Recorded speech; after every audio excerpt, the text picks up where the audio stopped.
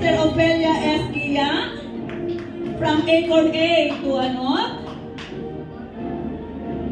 And then, God's Word for My Life and Repentance, Sister Kisha Faith P. Plaza. Amen.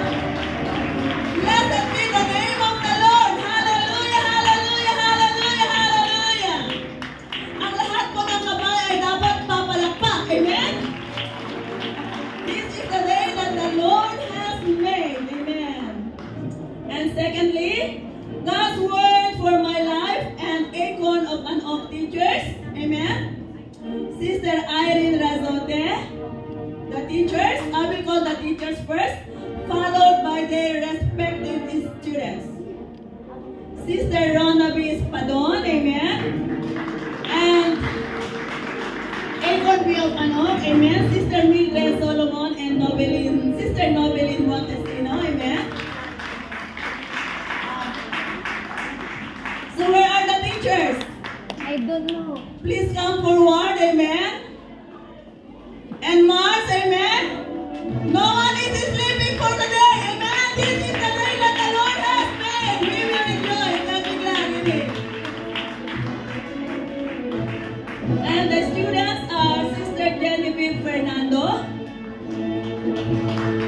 Sister Suzette S. Peria, Sister Jennifer Cabanayan, and Sister Mary Rose Estefa. Unit 2 yan. Unit 2 to. Unit 2. And as of now, I will call the teachers of repentance. Auntie ko yan. Auntie ko yan. Sister Rotella Susi and Brother Radmar Castillo. Followed by their respective students. Repentance students. Sister Nina G. Tomasik. Sister Kelly Rose S. Ortega, Sister Roxanne C. Abo, Sister Eileen R. Usigan, Sister Joelina A. Alejandro, Sister Cheryl S. Ilo. Amen. Hallelujah.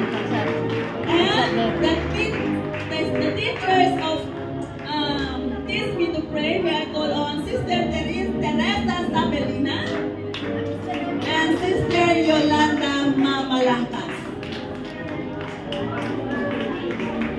And mabilis.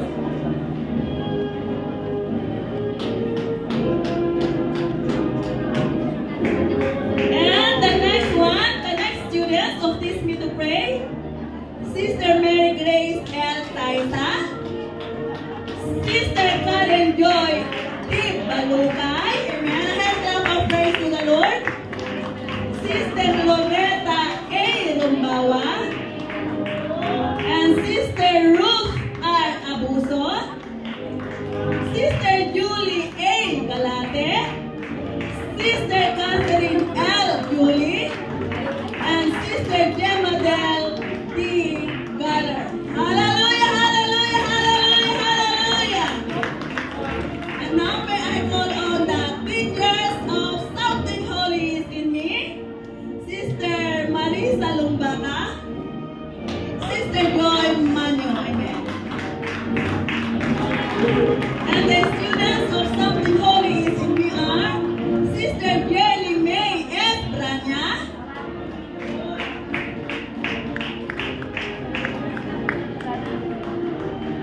Sister Charmaine B. Bartolopo, Sister J. Marie A. Lazaga, Sister Mary Joy B. Molinaw. If you are blessed, clap your hands unto the Lord. Hallelujah, hallelujah, hallelujah.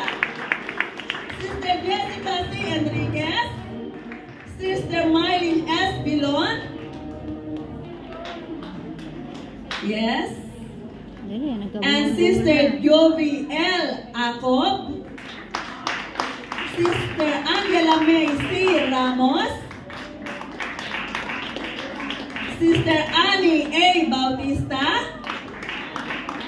Sister Melanie D. Dulipa, Sister Ethel S. Robles. Hallelujah, hallelujah, hallelujah.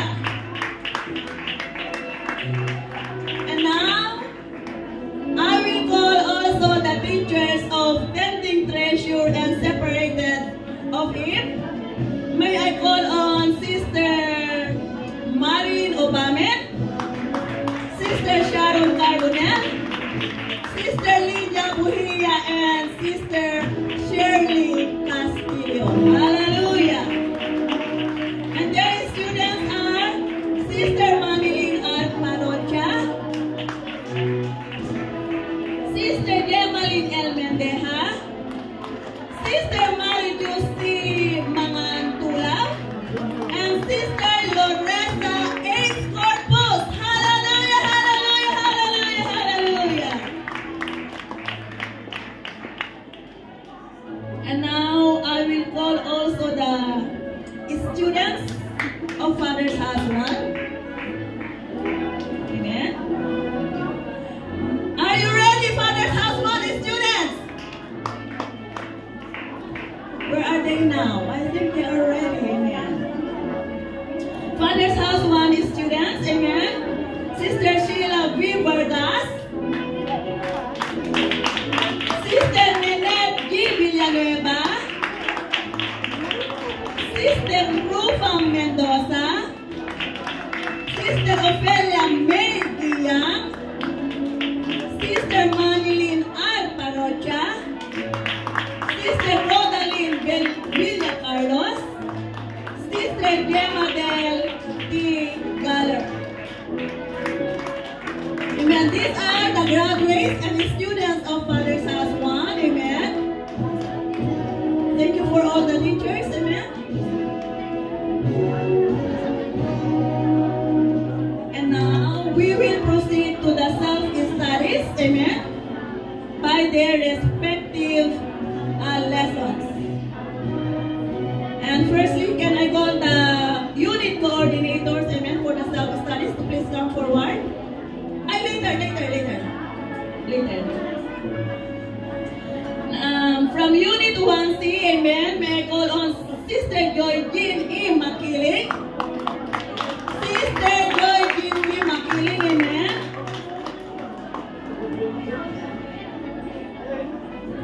And Unit 2, Sister Irene P. Saganib, amen. And Sister Maricel Regonda. And from Unit 3, amen, may I call on Sister Loresa Lau and Sister Minda G. Herbacio.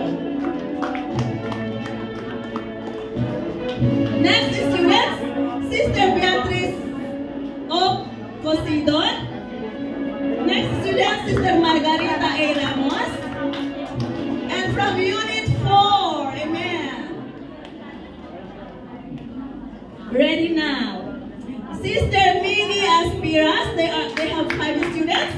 Sister Melissa O. Segura, Sister Joanne E. Eligayo, Sister Nanette M. Clay, Sister Mary Jane B. Yoso. And now from Unit 5,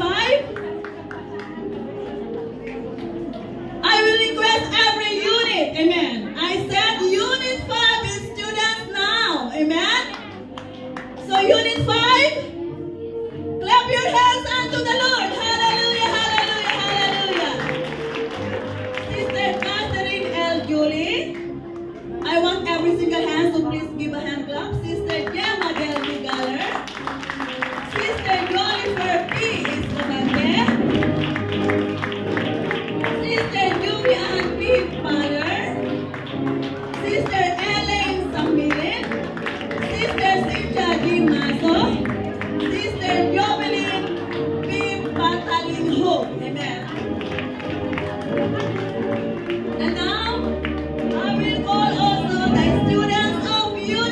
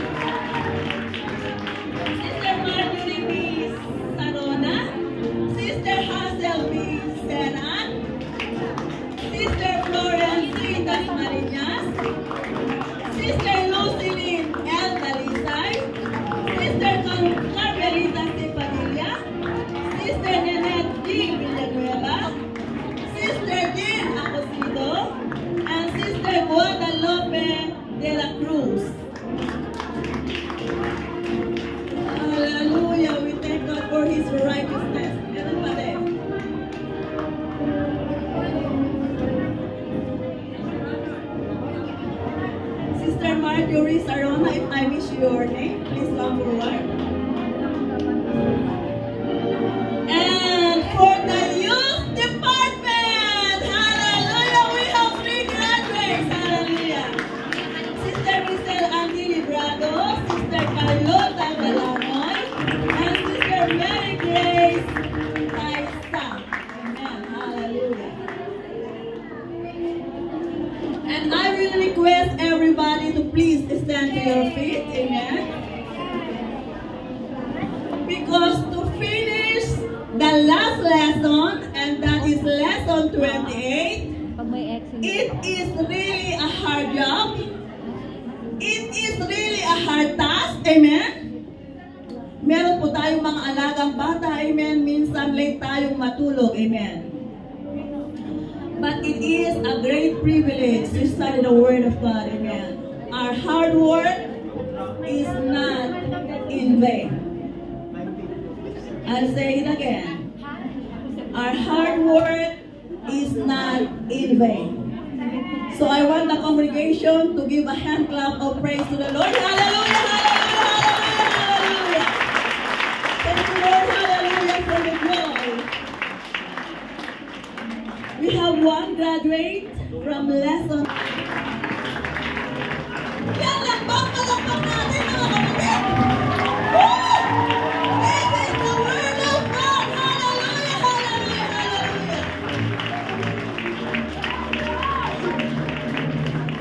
Everybody will clap your hands. Forget ourselves.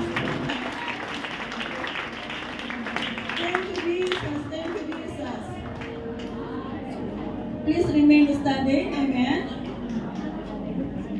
Please remain standing for a moment. It was a grand day when I was born again. Hallelujah. And such a glad when they said unto me, let us go into the house of the Lord. Because in the house of the Lord, we become a family, amen. And not just a family, but we become the children of our Lord Jesus Christ. And as Paul said in 1 Corinthians 15:10, but by the grace of God, I am what I am. And His grace which was bestowed was not in vain. But I labored more abundantly than they all. Yet not I, but the grace of God which was with me. So I want you to tell to yourself right now, yet not I. Yet not I. But by the grace of God which was with me. By the grace of God Which was with me.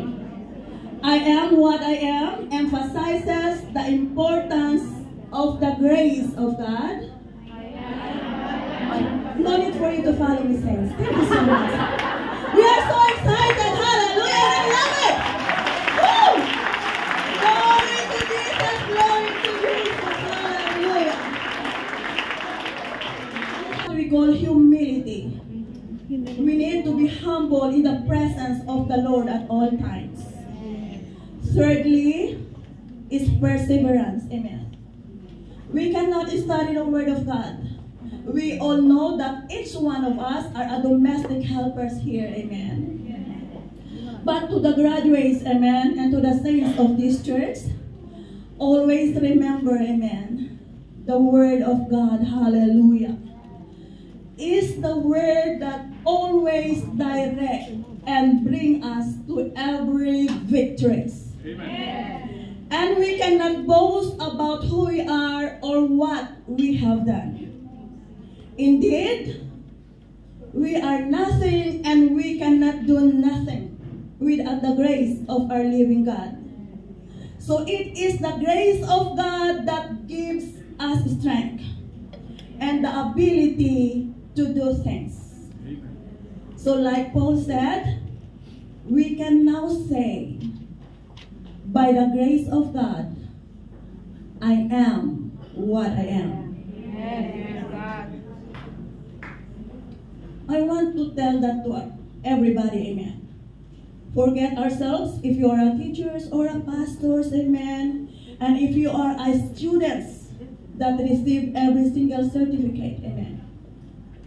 But without the grace of God, we are not able to do things. Amen. So I want you to repeat after me. But by the grace of God, By the grace of God, I am I am what I am. what I am. Jesus. So now, let us love the Lord. Give our best hand clap of praise.